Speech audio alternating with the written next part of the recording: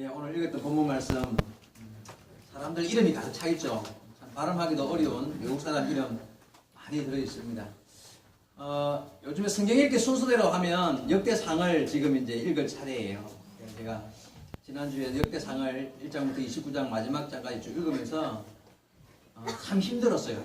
전부 다 이름만 나와있어요. 이름.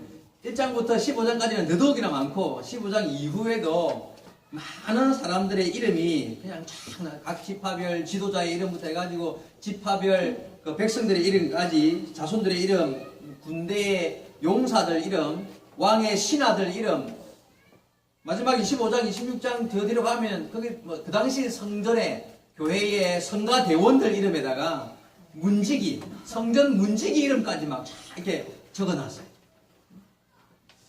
자, 이 사람들의 이름들을 쭉 읽으면서 여러분은 무슨 생각을 하셨습니까? 아직 안 읽어봐서 모르겠습니다. 예, 아직 안 읽어보신 분들 많을 겁니다. 저는 이런 생각을 했어요. 사람들의 이름을 쭉 읽으면서요, 은혜가 됐어요. 어떤 은혜냐면요, 성경이 거짓말이 아니구나.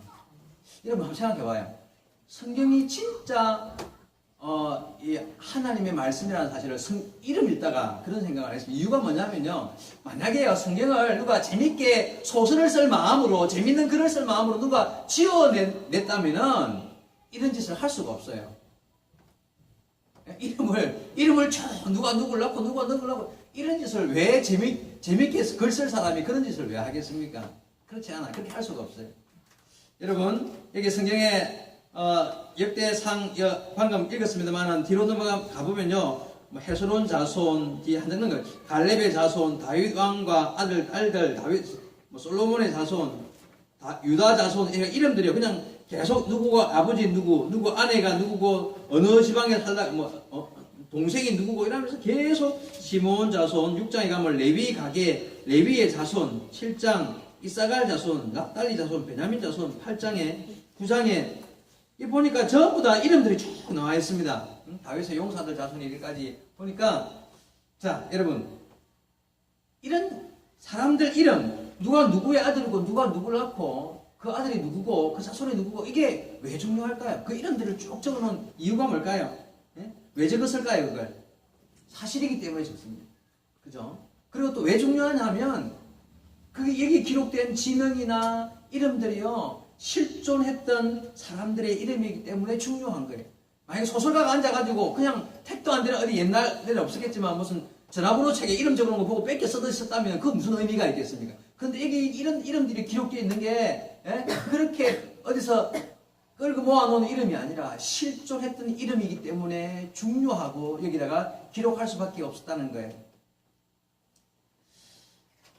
그래서 여러분, 성경에 좀 지루한 부분을 읽을 때에도 그 안에 진리가 있음을 알고 조금 집중해서 그냥 대충 눈으로 넘어가지 말고요, 읽어봐봐요.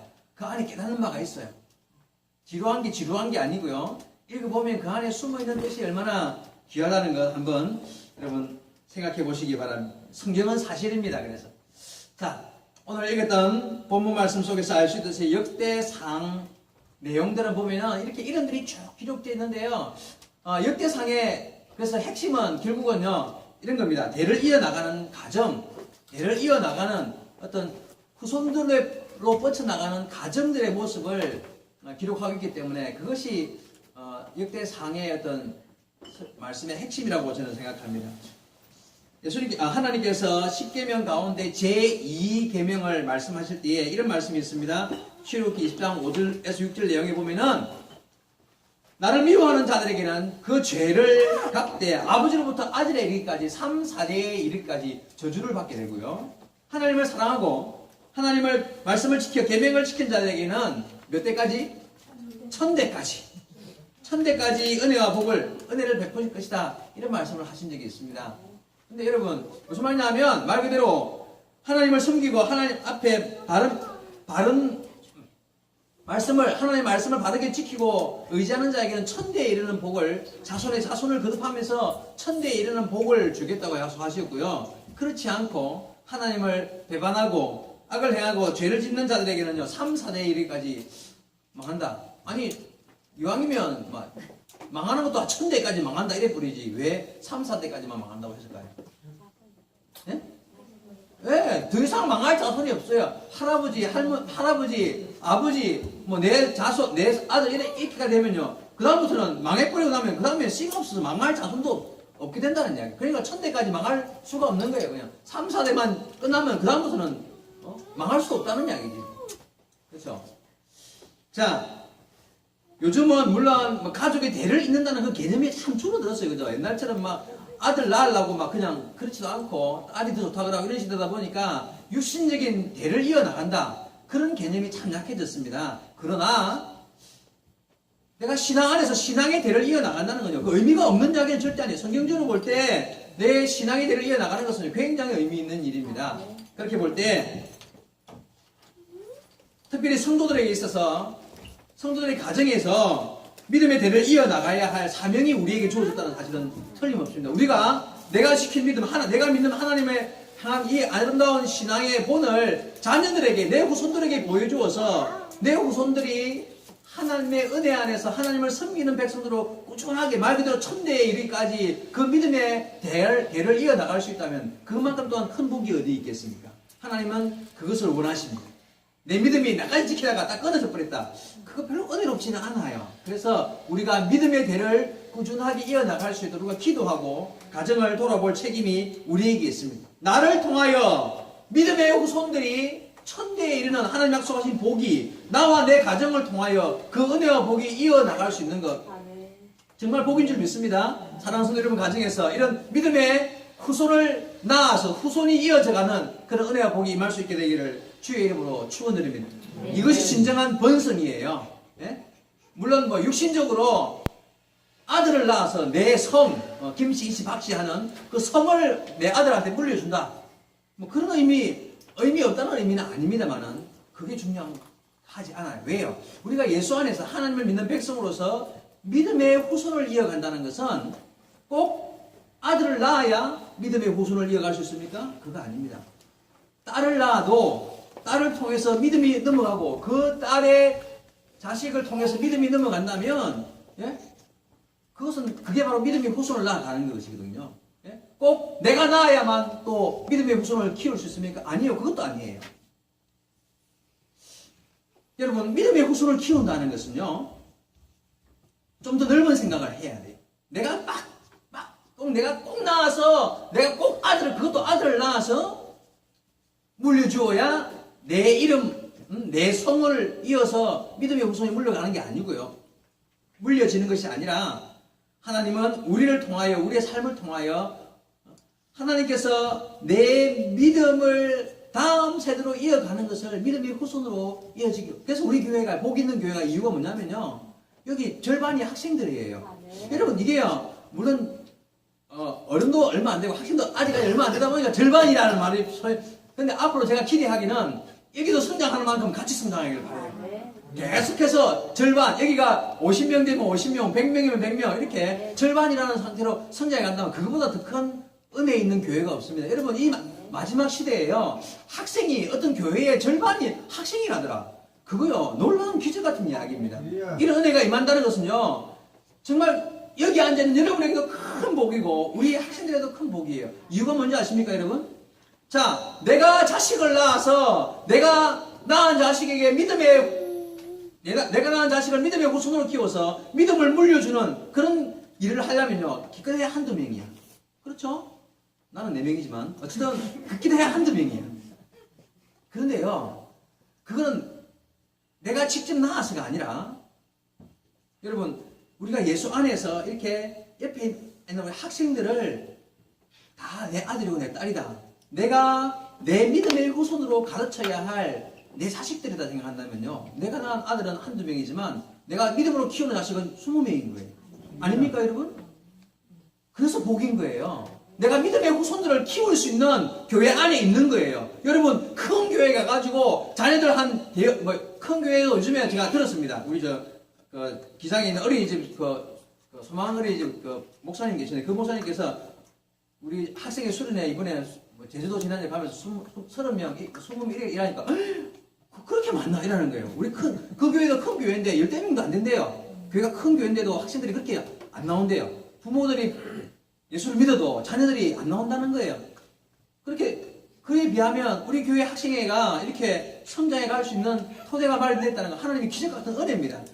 자, 여러분, 큰 교회에서 뭐 그냥 학생들이 있는지 없는지도 모르고요. 예? 그냥 그와 상관없이 내 가정에서 내 믿음 지키는 끝이다. 그런 생각을 하는 것 하고요. 여기 와서 날마다 부딪히고 이놈 새끼들 하면서 손가락이나 그럼에도 불구하고 안에서 앉아서 이 아이들을 내가 잘 키워야 돼 하는 마음의 심적인 부담을 가지고 이 아이들의 내가 영적 부모로서 아이들을 잘 길러야 할 책임이 있는 그런 믿음의 대를 물려주어야 할 본을 보여야 할 사람으로 앉아있다는 것은요 차이가 있습니다. 여러분 복이 달라요. 여러분 제가 우리 교회를 복되다고 말하는 이유, 여러분 성도들에게 복되다고 말하는 이유는 여기에 있습니다. 우리가 믿음의 후손을 키울 수 있는 토대가 되어 있다는 거예요. 예?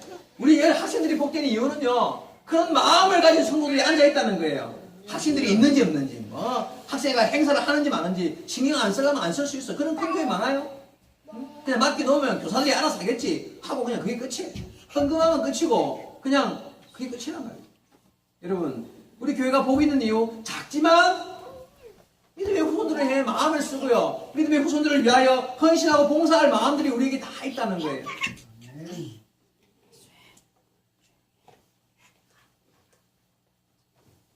우리 에바다 교회 작년 11월 달에 예배를 드리면서 2016년도 1년 안에 우리 배가 운동합시다 이런 말을 했는데 아직까지 배가 안 됐어요. 이제 절반이 다 돼가고 있으니까 여러분 신경 써야 합니다. 여기 우리 학생들이 한 15명 정도 앉아있다면 이제 30명이 돼야 돼. 학생들이 30명 돼. 어른들도 한 15명 앉아있으니까 30명 돼야 돼. 같이 성장해 나가는 아름다운 교회가 되어야 합니다. 사랑하는 성도 여러분, 우리가 믿음 안에서 교회도 가정뿐만 아니라 교회도 믿음의 다음 세대를 위하여 믿음의 후손을 키워나가는 아름다운 교회가 되어야 합니다. 우리 학생들 정말 하나님께서 주신 귀한 자녀들을 내가 키우는 아들, 딸이며 내가 교회가 키우는 하나님의 자녀임을 가지고 마음을 가지고 자부심도 가지고요. 하나님이 내게 이런 복을 주셨다. 내가 낳은 놈은 한두 명밖에 없지만은 내가 키워야 할 사람 자녀들은 30명, 20명이다. 20명, 30명이다. 자부심을 가지고요. 믿음의 후손들로 잘 키워나갈 수 있는 그런 아름다운 우리 교회, 다음 세대를 잘 준비하는 교회 될 수 있기를 주의 말씀으로 축원드립니다. 요즘에 제가 학생의 설교를 창세기, 출애굽기, 레위기, 민수기 이런 식으로 한 주에 한 권씩을 설교를 하고 있습니다. 창세기 설교할 때 우리 학생들 기억납니까? 창세기의 핵심이 뭐라 그랬어요? 가정. 사람과 가정이라고 했습니다. 그죠? 창세기의 핵심은 사람이다. 하나님이 사람을 만들기 전에 천지 만물을 아름답게 자기의 형상을 따라 사람을 만들기 위하여 천지 만물을 만드셨고요. 그리고 사람을 만들어 놓고 보니까 불완전해요. 그래서 하나님께서 좀 더 완전한 사람을 만들기 위해서 가족을 만들고 가정을 만드셨습니다. 하나님께서 최초로 만든 조직이 가정이라는 조직이고요. 그리고 마지막에 교회라는 조직을 만드셨어요. 하나님이 직접 만든 조직은 2개밖에 없습니다. 나라를 만든 것도 아니고요. 무슨 계모임도 하나님 안 만들었어요. 전부 다 사람이 만든 거고 유일하게 하나님이 만든 조직은 가정과 교회밖에 없어요. 예? 그래서 최초의 조직이 가정인데 하나님께서 이렇게 가정을 귀하게 직접 만드시고 지금도 가장 관심 있게 바라보는 조직이 가정이고요.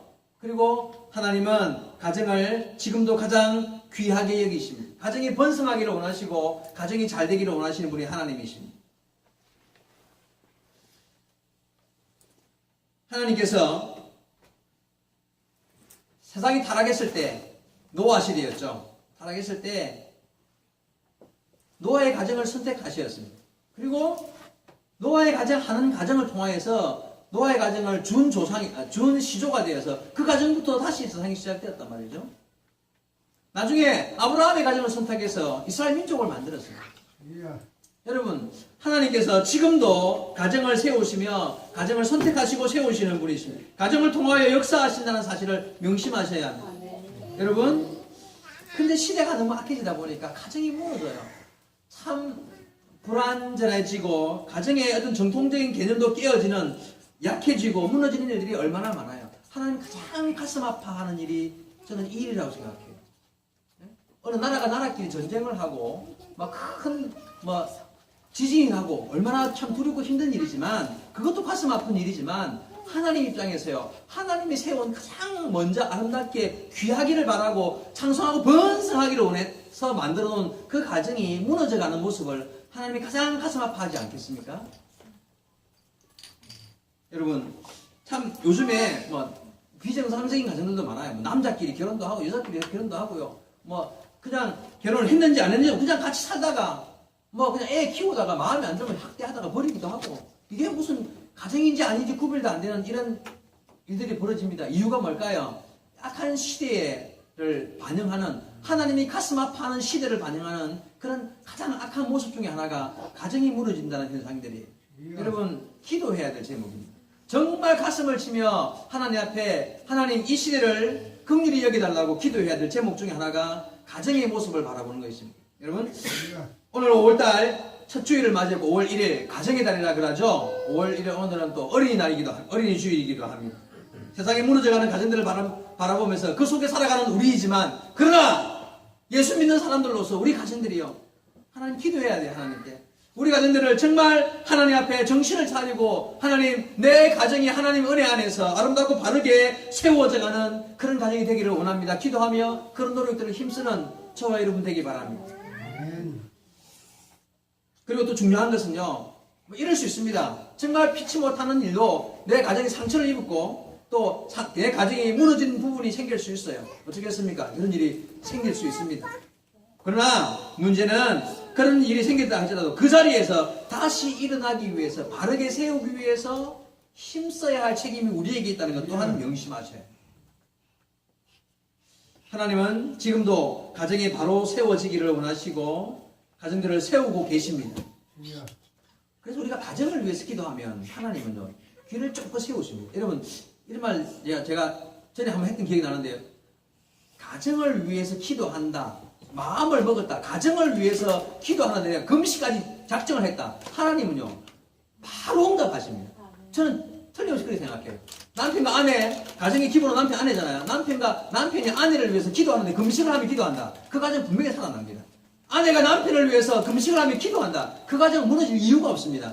여러분 정말 자식이 부모가 자식을 위해서 가정의 온전함을 위해서 진심으로 마음을 갖다 놓고요 하나님을 바라보면요 그 가정은요 절대 문제 안 생깁니다. 문제가 생겼다 할지라도 일어서게 됩니다. 하나님은 그 기도를요 가장 먼저 귀 기울이시고 응답하시는 분이십니다. 왜요? 하나님이 처음으로 만드신 조직이 가정이고 지금도 올바로 세워지기를 원하는 것은요 국가보다 먼저 가정이 올바로 세워지기를 하나님이 원하시기 때문에 그렇습니다. 하나님 가정을 위해 기도하는 사람을요 가장 어여쁘게 여기실 줄 믿습니다. 여러분의 가정 지금보다 조금만 더 기도하시고 조금만 더 노력하시면요 하나님 보시기에 얼마나 아름답게 인도하여 주실지 모릅니다. 지금 상처받은 부분이 있습니까? 뭔가 남들이 볼 때에 좀 깨어진 부분이 있습니까? 걱정하시지 않아도 됩니다. 그 자리에서 주를 바라보셔야 돼요. 그러면 하나님이 세우십니다.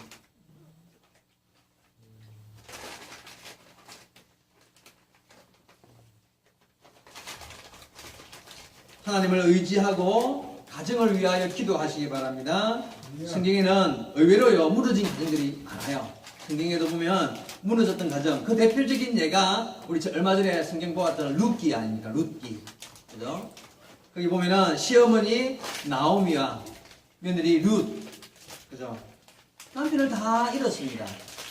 정말 상처받고 깨어지고 어떤 희망도 없는 그런 상처받은 가정이었습니다. 그런 대표적인 가정, 그래서 망했습니까? 아니요. 여러분 생각해 봐봐요. 그렇게 상처받고 깨어지고 희망 없는 무너진 가정이었는데 그 상황에서 하나님을 의지했고요. 그 상황에서 하나님 앞에 포기하지 아니하고 사랑하며 섬기며 선에 속한 가정이 되었습니다. 여러분 남편이 없으면 어떻고요? 자식이 없는 가정이면 어떻습니까? 부모가 없는 가정이면 상관없습니다. 문제는 그 자리에서 포기하지 않고 하나님을 의지하는 것입니다. 결국 그 깨어졌던 룻의 가정이 세상 어떠한 가정보다도 복된 가정으로 세워졌습니다.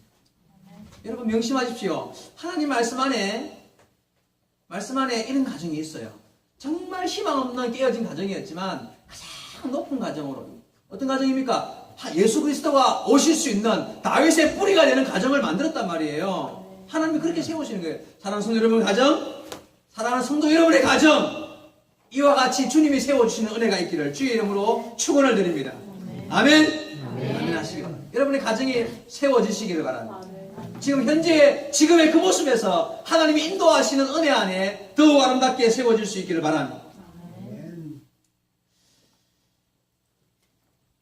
본문 말씀에 보면 보아스가 오벳을 낳고하는 장면이 나오죠, 그죠? 12절에 보니까 나옵니다. 보아스는 오벳을 낳고, 여기서 보아스가 누구를 통하여 오벳을 낳습니까? 룻이잖아요, 그죠? 룻.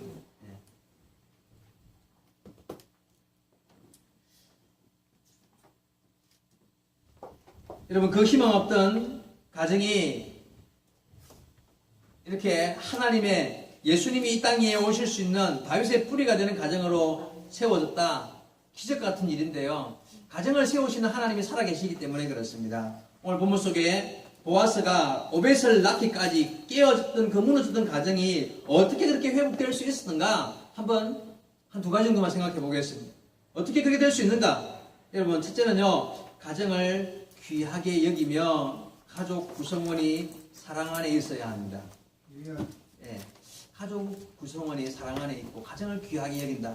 여러분, 룻의 가정은 비록 무너지고 희망을 잃은 가정이었지만 놀랍게 그같이 다시 회복될 수 있었던 이유는요, 제 생각이 이렇습니다. 아마 이 두 사람이 이렇게 서로 생각했던 것 같아요. 하나밖에 남지 않은 내 가족, 내 시어머니, 또 나오면 하나밖에 없는 내 가족, 내 며느리. 그렇죠. 서로 하나밖에 없죠, 그죠?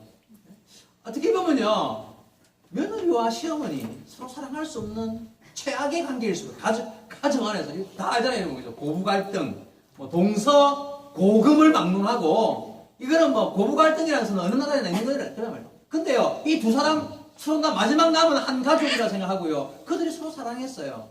하나님이 그 사랑을 귀엽게 어여쁘게 도와주셨습니다. 하나밖에 없는, 둘이면 더 좋고 셋이면 더 좋고. 여러분, 혹시 하나밖에 안 남았습니까? 괜찮아요.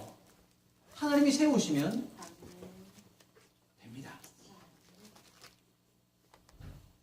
사랑하는 성도 여러분, 지금 여러분의 속해 있는 가정을 귀하게 여기시기 바랍니다.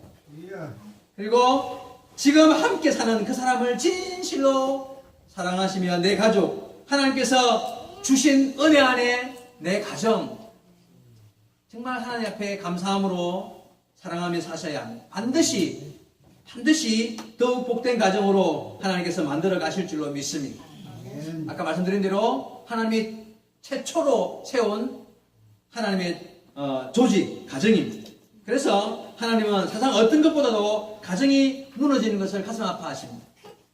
세상 어떤 다툼보다도 가정 안에서 남편과 아내가 다투는 걸 싫어하시고요, 부모와 자식이 다투는 것을 싫어하십니다. 반대로 말하면 어떻습니까? 하나님이 가장 기뻐하는 일 중에 한 가지가, 기뻐하시는 일이 가정이 행복한 거예요. 하나님이 가장 기뻐하시고 기다리는 바가 가정 안에서 서로 화목하며 사랑하며 섬기는 것을 하나님은 귀하게 여기십니다. 아멘. 그래서 하나님은 가정이 모든 어떤 문제든 간에 가지고 기도할 때 가장 먼저 응답하실 수밖에 없으시고요, 속히 응답하시고 부모와 자식을 위해서, 자식이 부모를 위해서 구하는 것, 기도하는 것을 하나님 가장 기뻐하십니다. 가정에 무너진 부분, 가족 식구가 건강을 잃었다, 누가, 또는 물질적인 문제로 어려움을 당한다, 갈등과 서로 갈등이 있어서 힘들어한다, 이런 모든 문제들 진심으로 가지고 기도하셔야 합니다. 하나님 그 기도를 듣기를 원하시고 들으시면 즉시 어떤 기도보다도 빨리 응답하실 것입니다. 또 한 가지 명심할 게 뭐냐면요, 사단도 이걸 알아요. 그래서 하나님께서 가장 관심 가지는 부분이 가정이라는 사실을 알기 때문에 사단도 그걸 알고 가정을 가장 쉽게 무너뜨리려고 애를 써요. 그렇겠죠? 사단이요, 그걸 알기 때문에 가정을 무너뜨리려고 해요. 힘을 다합니다. 그래서 그냥 이유 없이 남편이 미워질 때가 있어요. 그냥 이유 없이 아내가요, 별로 안 이뻐 보이고 싫어질 때가 있어요. 그냥 이유 없이 부모랑 엄마 아빠랑 말 섞기가 싫고요, 집에 들어오면 괜히 밖에서는 활달하고 쾌활하고 정말 밝은 아이인데 집에만 들어오면 입이 툭 튀어나와가지고요. 말도 안 하고 그런 아이들이 있어요. 우리 집에도 비슷한 애가 있어요. 누가 말을 안 하는데 집에 오면 괜히 왜 웃습니까? 난 쏘라고 말 안 했어요. 그런 애가 있어요. 밖에서는 굉장히 활달하고 내가 알아요. 친구들도 잘 만나고 교회도 친구도 오늘도 새로 나온 친구 하나 데리고 왔잖아. 보니까 이렇게 사교적이야. 집에 오면 이래가지고 물어도 대답도 안 하고.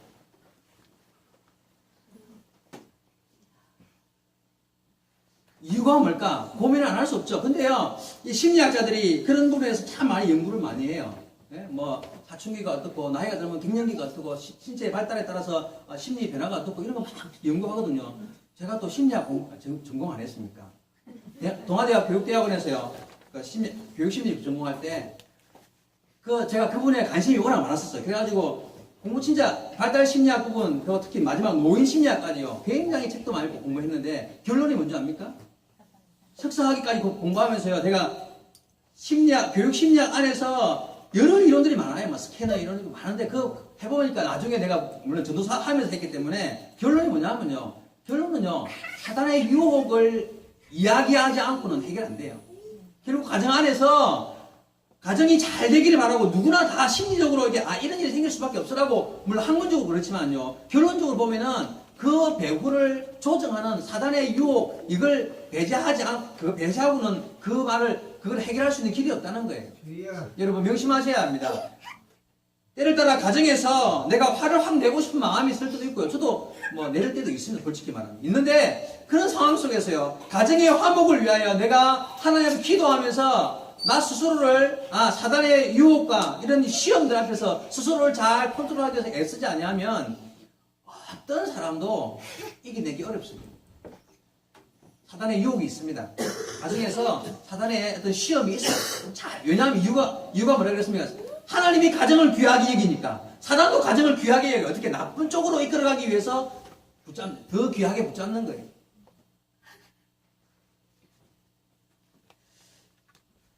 여러분 가정에서 어떠한 상황 속에서도 하나님을 의지하고 사단 마귀의 유혹을 무너뜨리고 하나님의 인도함 따라 가정을 아름답게 이어 만들어갈 수 있는 성도 여러분의 가정 되기를 주의 말씀으로 축원드립니다.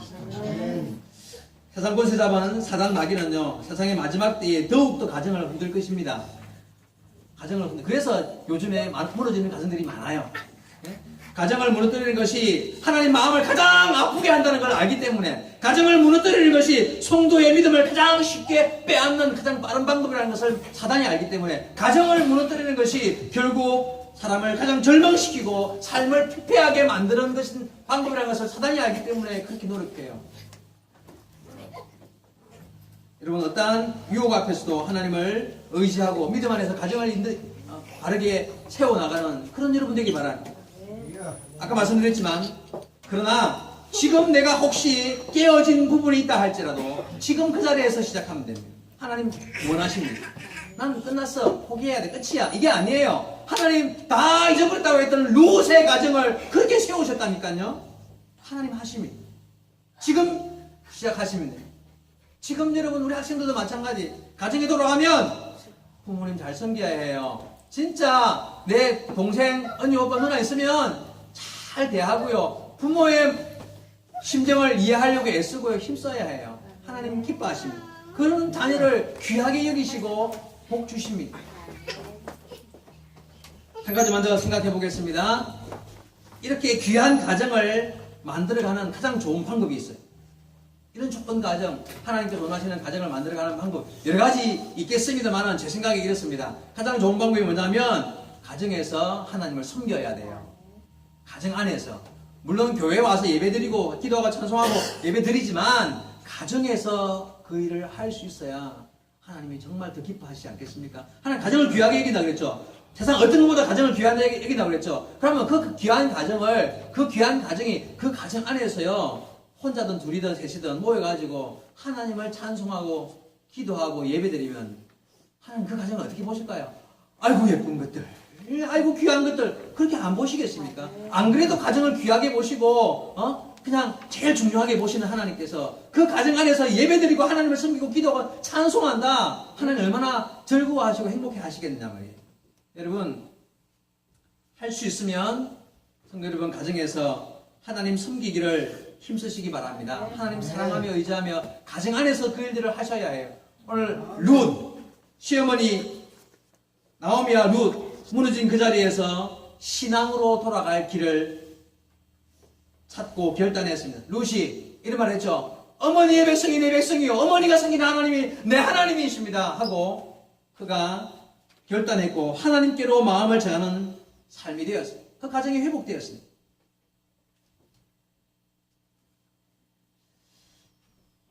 가정에서 예배드리기가 좀 그러면 가정 기도해도 괜찮아요. 찬송 한 장 부르고 같이 기도하는 시간 가지셔야 해요.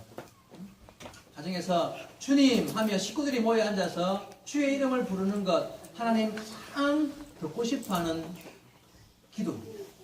우리 바다교회에 속해 있는 사랑하는 성도 여러분, 여러분의 가정에서 하나님을 찾으며 내 가정의 주인이 하나님이심을 인정하며 또한 내 가정을 하나님께 맡겨드리는 그런 믿음의 가정들 되기를 바랍니다. 그랬을 때 하나님께서 은혜 위에 은혜를 더하셔서 우리 에바다 교회에 속해 있는 모든 성도들의 가정이 하나님의 인도함 받는 아름다운 가정 되기를 바랍니다. 특별히 5월달 맞이해서 제가 이 한 달 동안에는 특별히 가정에 대한 말씀으로 한 달을 이끌어갈 생각입니다. 성도 여러분을 위해서 특별히 가정을 위해서 기도할 생각입니다. 여러분 성도들도 5월달에 한 달 특별히 가정을 위해서 내 가정이 온전함으로 더 세워지고 또 혹시 성도들 가정들을 돌아보면서 가정들이 정말 온전히 세워지기를 간절히 바라는 마음으로 서로서로를 위해서 기도하는 한 달 되고 우리 에바다 교회 모든 성도들이 가정에서부터 행복이 넘쳐서 교회 안에 더 아름다운 하나님을 섬기는 믿음 안에서의 아름다운 행복들을 나누어 가질 수 있는 그런 좋은 교회, 아름다운 교회 되기를 주의 말씀으로 축원드립니다. 기도하시겠습니다.